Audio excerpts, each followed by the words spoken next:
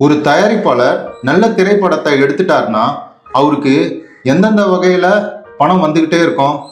இது காலங்காலமாக வரும். இது வந்து ஒரு ராயல்டி மாதிரி.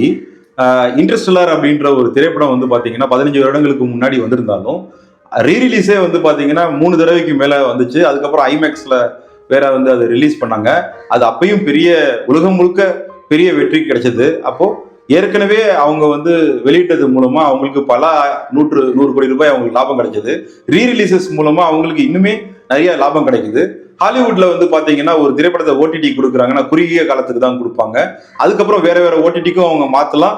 இல்ல அந்த ஓடிடியோடைய அக்ரிமெண்ட்டை வந்து கால நீட்டிப்பும் அவங்க செய்யலாம். இது மூலமாவும் அவங்களுக்கு அந்த ராயல்டி மாதிரி வரும். இப்ப கொரியன் மூவிலாம் வந்து பாத்தீங்கன்னா எப்பயோ எடுத்த திரைப்படம், ஆனா இப்ப தமிழ்ல வந்து நம்ம பண்ணணும்னு நினைக்கும் போது அந்த தயாரிப்பாளர்களை நம்ம வந்து அணுகி அதுக்கான உரிமையை நம்ம வாங்கும் போது 15-20 வருடங்களுக்கு முன்னாடி ஒரு கொரிய திரைப்படம் எடுத்தவருக்கு இன்னைக்கு பணம் போய் சேருது.